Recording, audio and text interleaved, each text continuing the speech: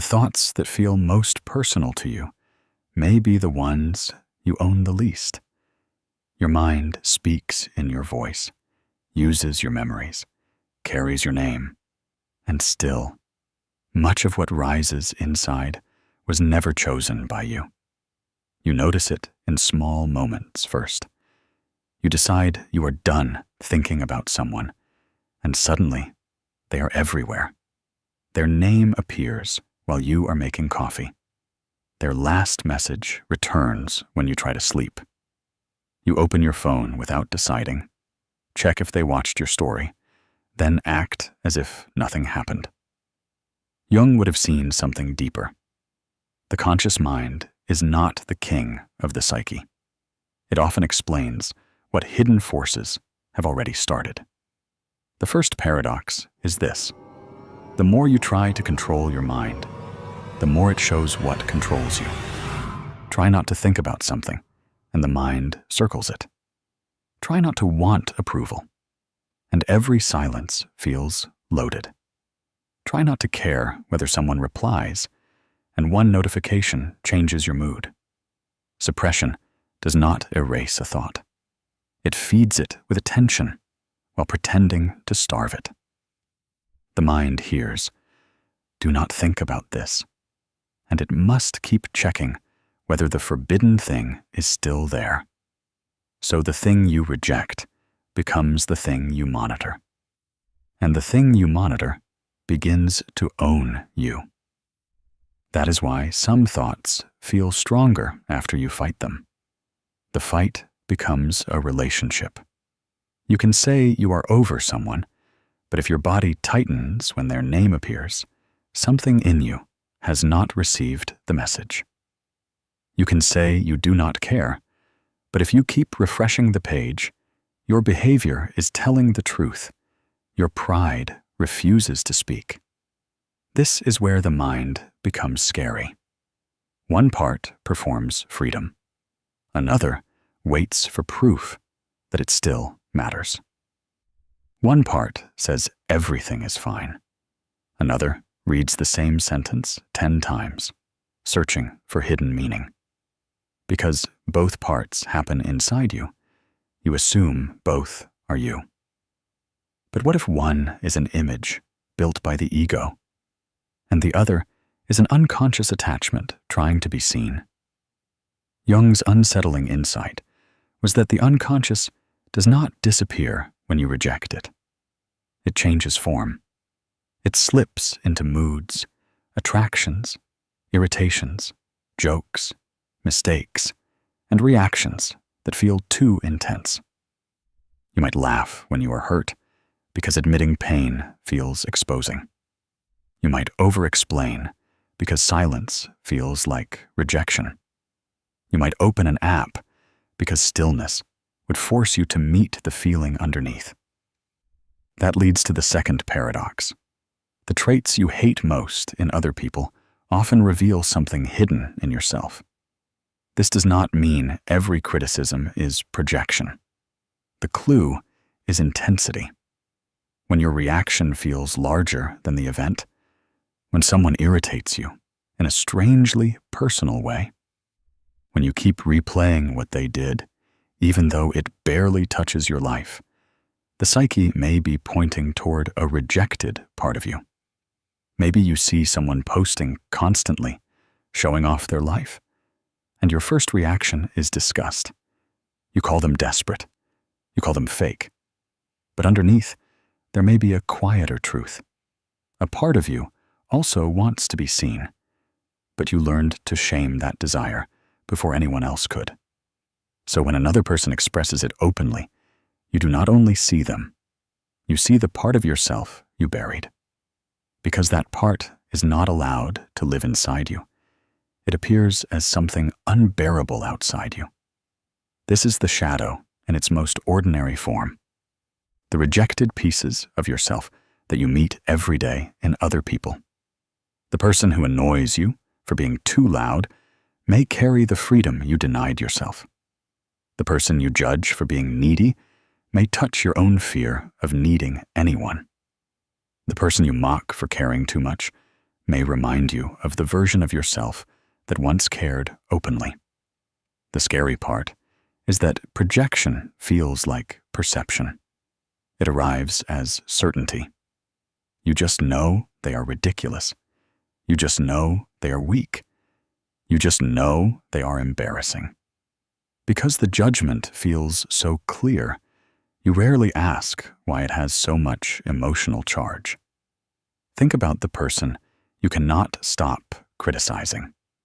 Not the one who truly harmed you, but the one who gets under your skin in a way that feels irrational. What do they represent?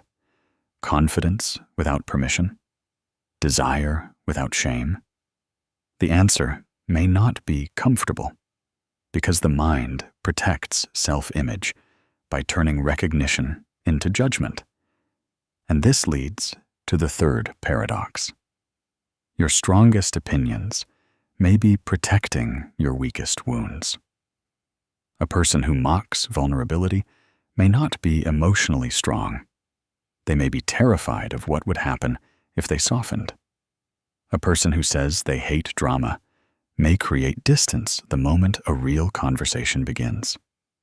Someone who insists they are just logical may use logic to avoid needing comfort. The belief sounds like clarity from the outside. Inside, it may be armor.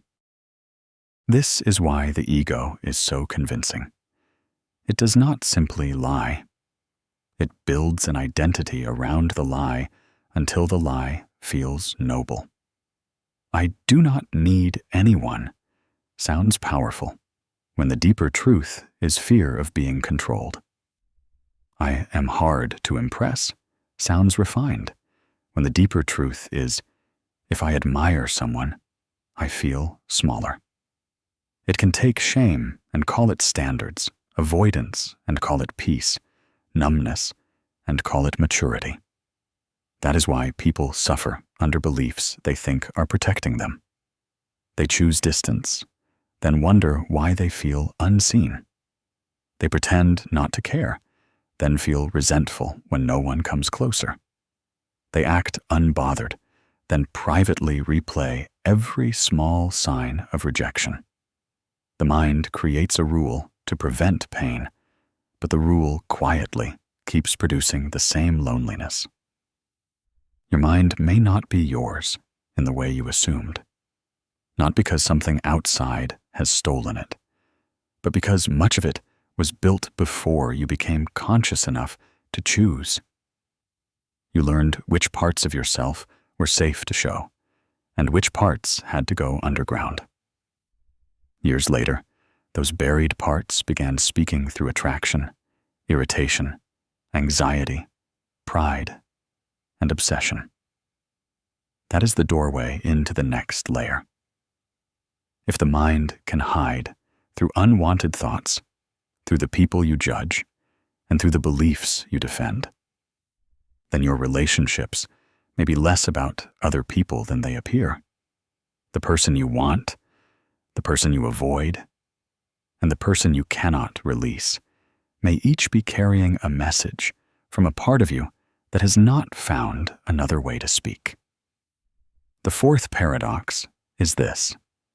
The person you cannot stop wanting may not be the person your soul recognizes. They may be the person your wound understands. This is one of the most uncomfortable paradoxes in psychology. You may not want what you think you want. You may want what completes an unfinished inner story. From the outside, it looks like attraction. From the inside, it feels like chemistry, intensity, destiny, a pull you cannot explain. But sometimes the pull is not love moving you forward. Sometimes it is memory pulling you backward. This is why calm affection can feel boring after years of emotional uncertainty. Someone kind replies clearly, shows interest without games, and respects your boundaries. Yet instead of feeling safe, you feel suspicious. Something in you searches for the missing danger. Then someone emotionally unavailable appears, and your whole body wakes up. You call it passion, but it may be recognition. Not recognition of a future, but recognition of an old emotional climate. The psyche often mistakes familiarity for truth. If love was once mixed with distance, your mind may confuse distance with depth.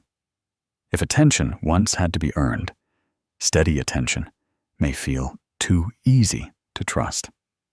If you learned to perform before you were noticed, you may feel most alive around people who make you prove yourself.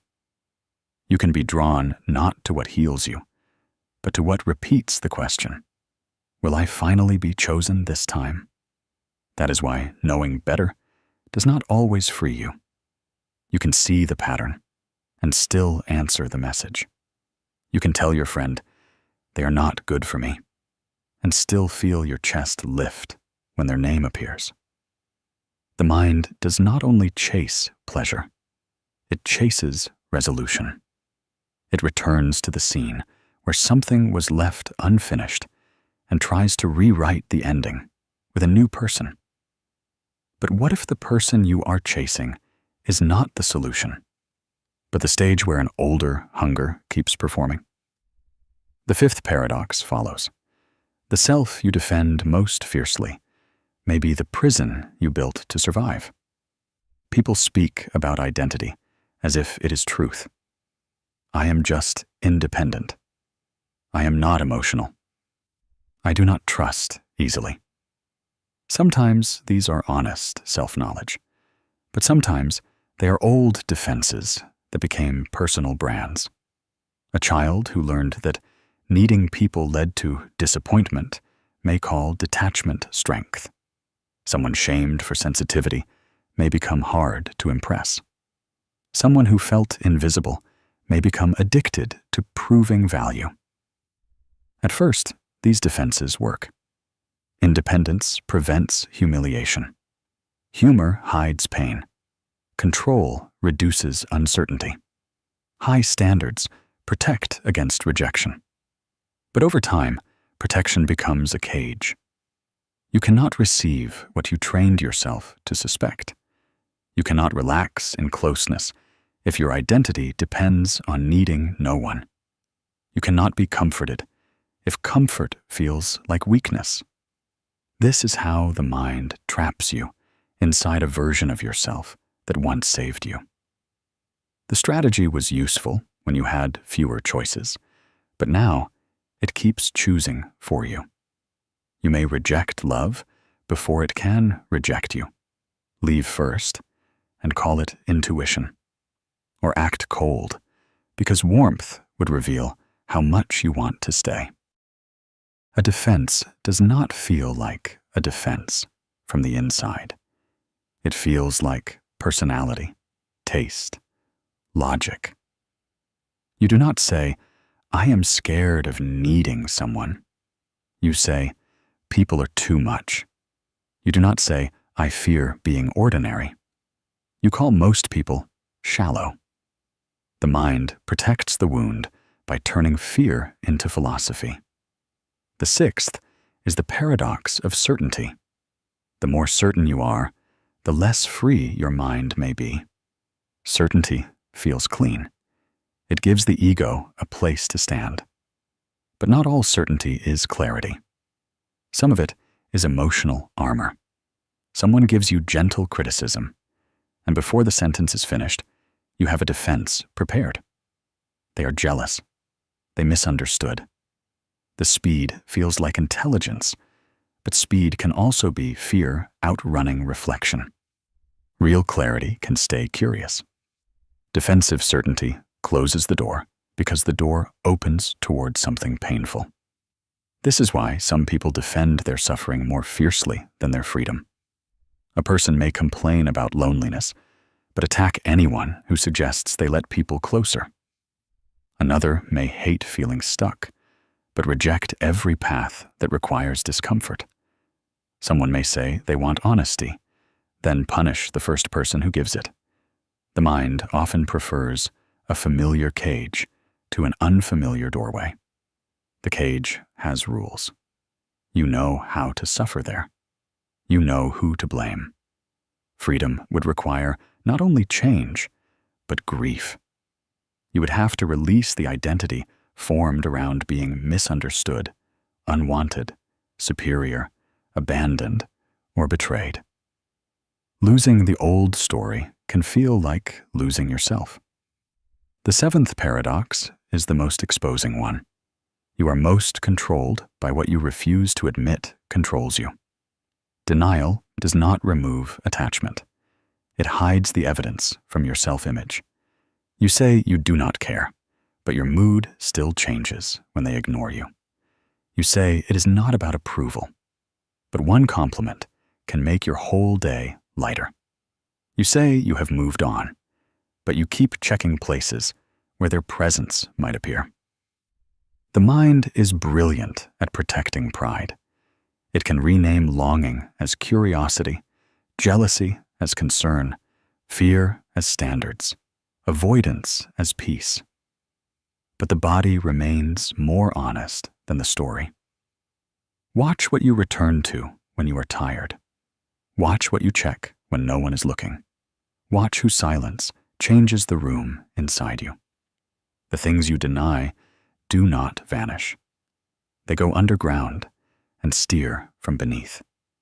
A need you refuse to name becomes resentment. A fear you refuse to face becomes control. A desire you shame becomes obsession.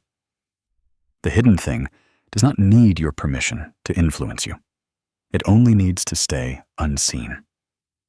This is why the unconscious can make a person live like a stranger to themselves. They choose people they say they do not want. They defend identities that make them lonely. They attack truths that could free them.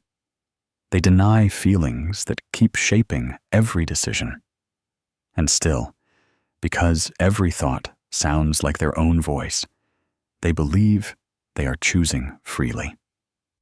But if desire can be memory in disguise, if identity can be old protection, if certainty can be fear, and if denial can keep control alive by making it invisible, then the question becomes darker. Who are you before the wanting begins? The mind becomes frightening when you realize there is not one you inside it. There is the part that wants peace, and the part that returns to chaos because chaos feels familiar. There is the part that wants to grow, and the part that resists because growth would make old pain harder to justify. There is the part that wants to forgive, and the part that still wants to be understood. This is the eighth paradox. You are not one self. You are a negotiation between inner forces, and the loudest voice is not always the truest. You feel this split in ordinary moments. One part wants to answer calmly. Another wants to punish them with silence.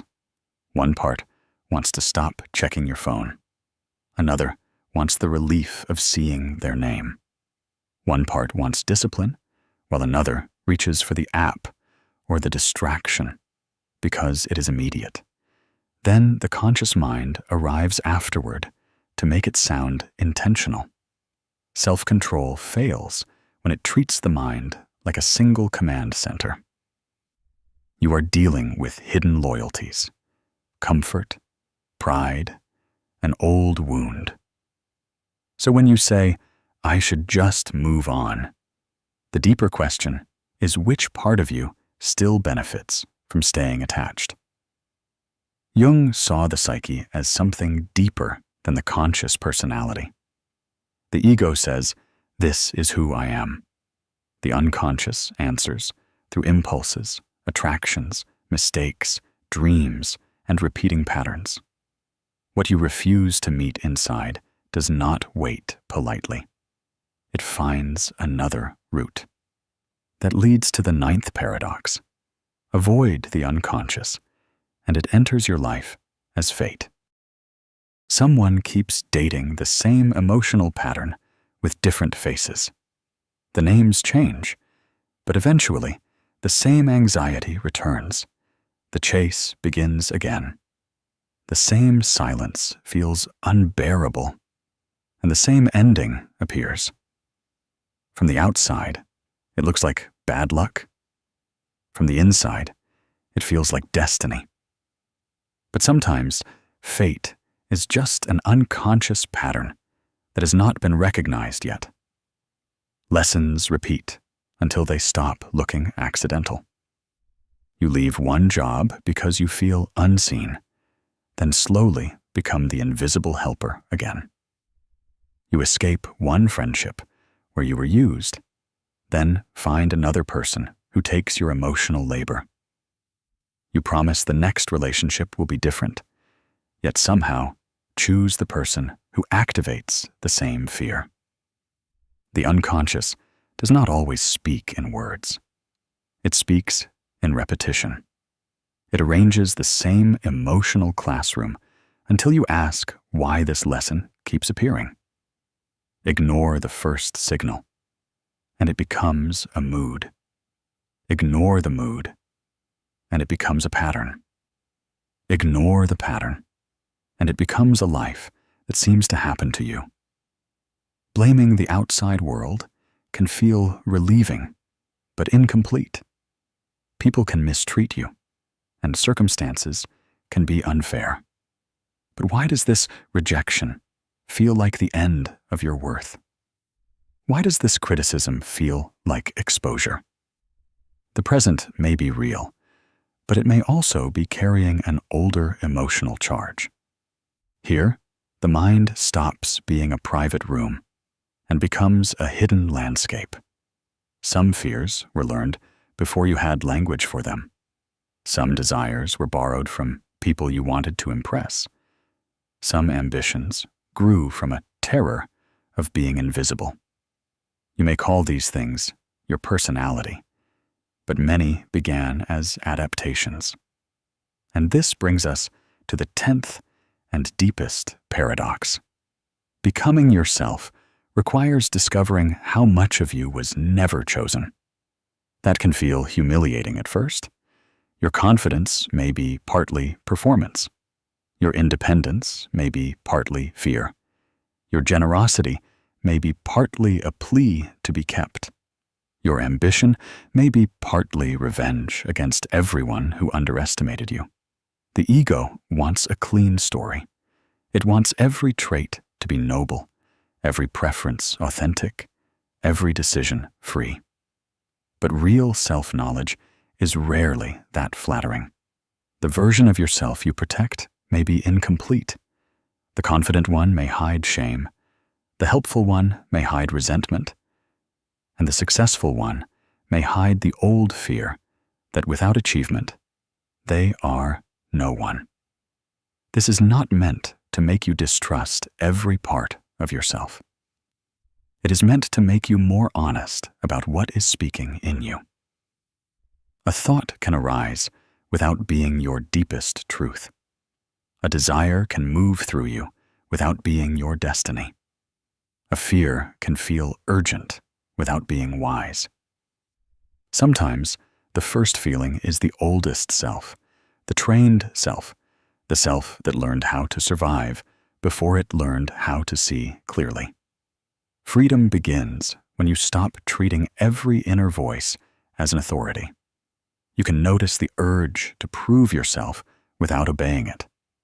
You can recognize jealousy without dressing it up as moral judgment.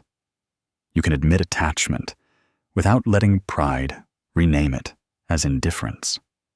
This is where the mind becomes more yours. Not because you control every thought, and not because you destroy the unconscious. You make it yours by listening closely enough to know which voice is speaking. When anger rises, ask what it is defending. When attraction becomes obsession, ask what old hunger it resembles. When you judge someone too quickly, ask what part of yourself you are trying not to recognize. The scariest truth is also the most liberating one. Your mind is not automatically yours just because it speaks from inside you. It can speak with the voice of your parents, your culture, your shame, your fear, your old rejections, your unfinished grief, your hunger for love. And because it speaks in the first person, you may mistake all of it for truth. But once you see this, something changes. The thought still appears, but it no longer has total power. The desire still pulls, but you can feel the history inside it. The fear still tightens the body, but you can hear that it is protecting a version of you that may no longer exist. Jung's frightening insight was not simply that there is darkness in the mind. It was that darkness becomes dangerous when it is unseen. What you do not face becomes your timing, your taste, your enemies, your attractions, your excuses, your moods, and eventually, the shape of your life. The goal is not to have a perfectly silent mind. It is to stop being possessed by everything that passes through it. You become free by recognizing which parts are asking to be understood, which parts are repeating old fear, and which parts are ready to live without the story that once kept them safe. Your mind becomes yours the moment you stop believing every thought is you.